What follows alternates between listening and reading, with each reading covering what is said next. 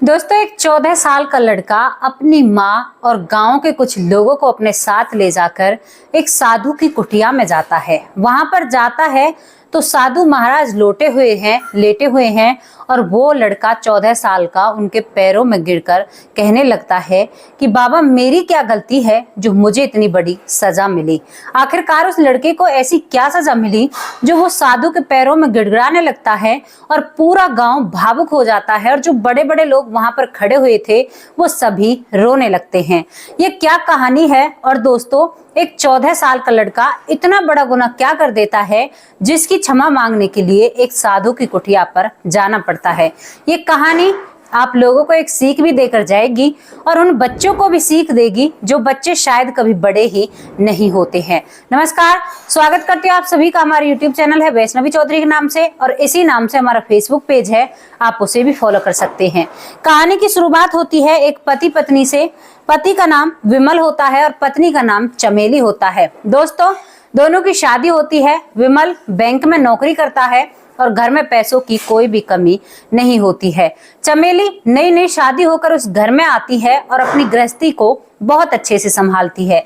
जिंदगी चल रही थी, लेकिन जो विमल की माँ होती है वो थोड़ी सी टेढ़ी खीड़ होती है।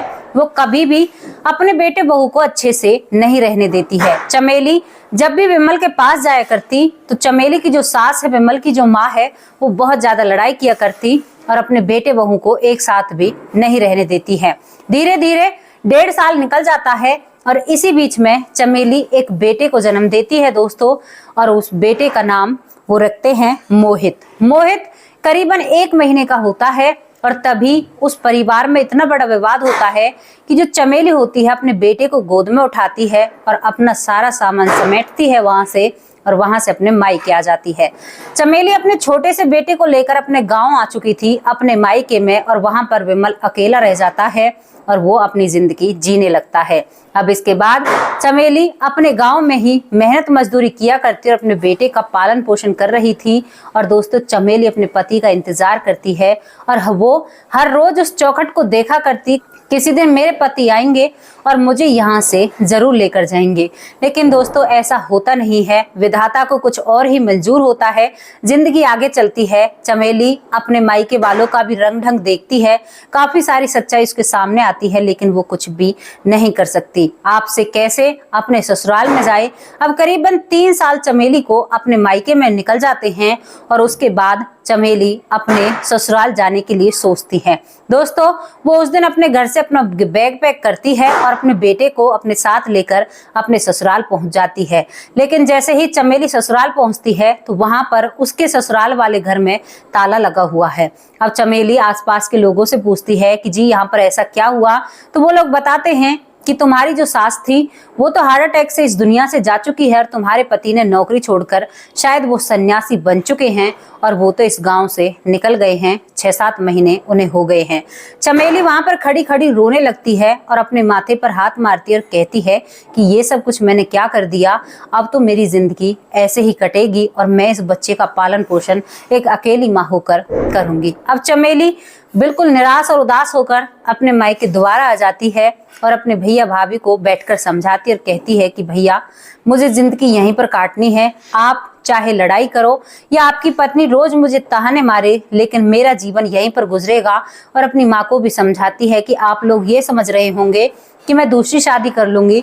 मैं बिल्कुल भी दूसरी शादी नहीं करूंगी। अगर मैं इस लड़के को कहीं पर लेकर जाऊंगी तो वो लोग इसे बहुत गलत बोलेंगे और मैं नहीं चाहती कि मेरे बेटे को कोई गलत बोले। और दोस्तों, चमेली अपने पूरे परिवार को समझाते हुए उनसे एक कमरे की मांग करती है और एक कमरा लेकर चमेली वहां पर अपने बेटे की परवरिश करने लगती है। धीरे धीरे चमेली का बेटा बड़ा हो रहा था, पढ़ाई कर रहा होता है और दोस्तों, चमेली का बेटा 14 साल का हो जाता है। जब चमेली के बेटे की 14 साल उम्र होती है तो वो जब से पैदा हुआ है और जब से उसने अपना होश संभाला है, वो अक्सर अपनी माँ से कहा करता कि माँ, मेरे पिता कहाँ हैं? स्कूल में सबके पिता आते हैं लेकिन मेरे पिता कभी भी नहीं आते हैं। चमेली उसे बहका दिया करती थी, लेकिन अब 14 साल के बच्चे को नहीं बहकाया जा सकता। एक दिन वो 14 साल का बच्चा अपनी माँ के पास बैठता है, मोहित, और कहता है कि माँ, आज मुझे पूरी सच्चाई जाननी है। पिताजी तुमसे कैसे अलग हो गए? क्या तुम दोनों के बीच में हुआ? तो चमेली यहाँ पर अपने बेटे को सारी सच्चाई बताती है। कहती है कि बेटा, तुम्हारी जो दादी थी अक्सर बहुत लड़ाई किया करती और मेरे और तुम्हारे पिताजी की बनने नहीं दिया करती, और केवल मैं इसलिए घर को छोड़कर आई थी कि तुम्हारे पिताजी मुझे मनाने के लिए आएंगे और मेरी गृहस्थी दोबारा से बस जाएगी। लेकिन मुझे नहीं पता था कि उस दिन जो कदम मेरा उस घर से निकला था वो हमेशा के लिए निकल चुका है। मैं बहुत पछताती हूँ, लेकिन मेरी भी एक तरफा गलती नहीं है, गलती तुम्हारे पिता की भी है, जो मेरे और उसके बीच में वो एक ऐसी रेखा नहीं बना पाए कि सास अपनी रेखा के अंदर रहे और बहू अपनी रेखा के अंदर रहे। उसके बाद मैं तुम्हारे पापा के घर गई भी थी, लेकिन वहां पर मुझे कोई भी नहीं मिलता। सभी लोग कहते हैं कि वो तो साधु बन चुका है, जो सरकारी नौकरी बैंक में लगा हुआ था वो नौकरी भी उसने छोड़ दी है। अब यहाँ पर जो 14 साल का बच्चा होता है वो कहता है कि माँ, मेरा कौन सा गांव है। पूरा गांव पूछता है दोस्तों, अपने दोस्तों के साथ वो उस गांव में जाता है और वहां पर पता लगाता है कि मेरे पिता कहाँ हैं, क्या कर रहे हैं। वहां से उसे कोई जानकारी नहीं मिलती है, लेकिन फिर वहां पर उसे पता चलता है, एक व्यक्ति कहता है कि तुम्हारे पिता का दोस्त एक व्यक्ति बहुत अच्छा दोस्त है, शायद वो तुम्हें कुछ जानकारी दे सके। और यहाँ पर वो 14 साल का लड़का उस पिता के दोस्त के घर भी जाता है और वहां से उसे पता चलता है कि उसका पिता साधु बन चुका है, वो बड़े संतों की छत्र छाया में रहता है और वहां से उसको अपने पिता का एड्रेस मिल जाता है। वो अपने घर आता है, अपनी माँ को चूमता है, गले लगता है, कहता है कि मेरी प्यारी माँ, आज मैंने अपने पिता का पता लगा लिया है और चलो मैं उससे मिलना चाहता हूँ। यहाँ पर जो उसकी माँ होती है चमेली थोड़ा सा संकोच करती है।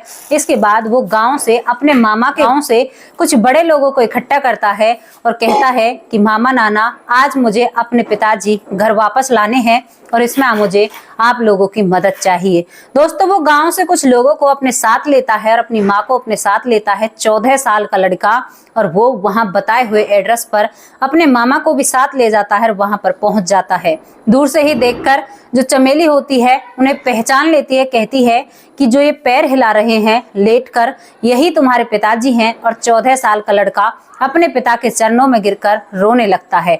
वो व्यक्ति जो साधु बना हुआ है वो एकदम से हैरान हो जाता है और अपनी चारपाई से, जो तखत है जिस पे लेटा हुआ है, उससे बैठा हो जाता है, कहता है कि अरे बेटा, तुम कौन हो और मेरे पैरों में क्यों पड़े हुए हो। वो बहुत सारे लोगों को देखता है तो अपने साले को पहचान लेता है। तो उसका साला कहता है कि जीजा जी बताओ ये कौन है। तो वो कहता है कि भाई मुझे नहीं पता ये कौन है।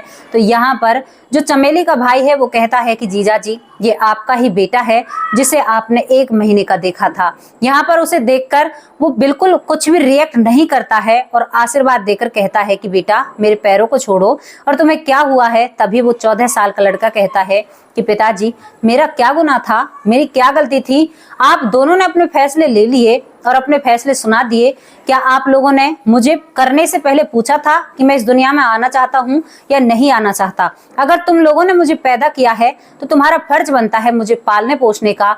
और दोस्तों, जो साधुओं की संगत में रह रहा था वो हैरान सा हो जाता है कि मेरा 14 साल का बेटा इतनी बड़ी बड़ी बातें कर रहा है, और बातें बहुत ज्ञान की थी, बहुत समझदारी की थी। अगर दोस्तों आप किसी बच्चे को जन्म दे रहे हो तो पालने के अधिकारी आप ही हो, पालन पोषण उसका आप ही करोगे। ये बात सुनकर वो साधु बिस्तर से खड़ा हो उठता है और कहता है कि बेटा, तुम चाहते क्या हो। तभी वो अपनी माँ से कहता है कि माँ, जरा इधर आओगी। जो माँ लुबकी हुई खड़ी हुई होती है। और दोस्तों, जब वो चमेली उनके सामने जाती है तो साधु उसे एक नजर भर देखता है और अपनी नजरें नीची कर लेता है, क्योंकि उनकी सोच बहुत बदल चुकी थी।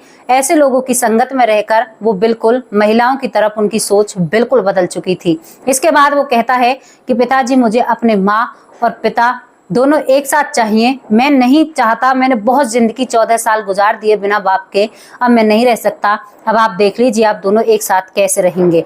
यहाँ पर वो साधु तुरंत अपने बेटे के कहने पर अपनी वो लाठी संभालता है और एक पोटली में उसके कुछ कपड़े होते हैं, उन्हें लेकर कह देता है पूरे गांव के सामने कि ठीक है बेटा, मेरा जो कर्तव्य है तुमने मुझे आज याद दिलाया है, ये कर्तव्य मैं जरूर पूरा करूंगा। और चमेली अपने पति से कुछ भी नहीं कह पाती है। और दोस्तों, विमल और चमेली और उनका बेटा और पूरे गांव वाले वहां से वापस लौट कर आ जाते हैं। अब विमल उन्हें अपने उसी घर में ले जाता है जिस घर को वो छोड़कर साधु बना था। वहां पर उस घर के दरवाजे खोलता है और अपनी माँ का, मोहित होता है, अपनी माँ का गृह प्रवेश कराता है। और दोस्तों, मोहित पूरे घर को साफ सफाई करता है, मोहित और मोहित की माँ।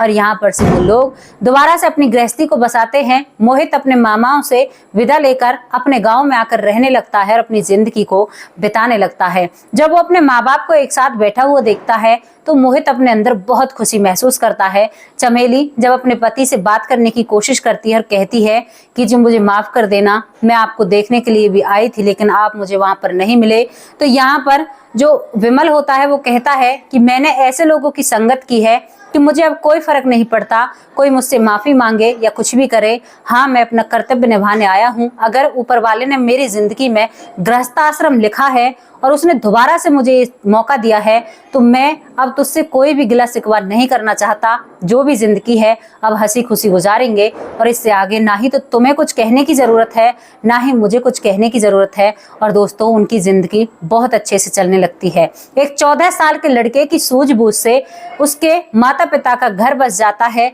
और दोस्तों यहाँ पर माँ बाप डिवोर्स ले लेते हैं और बच्चे मुंह से उफ तक नहीं करते हैं। ये धैर्य और ये सोचन शक्ति अगर हर किसी में हो तो शायद किसी का घर ना टूटे। और माँ बापों को भी देखना चाहिए जब वो लोग अलग हो जाते हैं ना तो शायद उन बच्चों पर बहुत प्रभाव पड़ता है। उन बच्चों का बचपन छीना जाता है, माँ छीनी जाती है या पिता छीना जाता है। कैसी लगी आप लोगों को स्टोरी? आप अपनी राय भी कमेंट बॉक्स में रख सकते हैं। इस घटना के बारे में आपकी जो भी सोच है वो भी आप रख सकते हैं।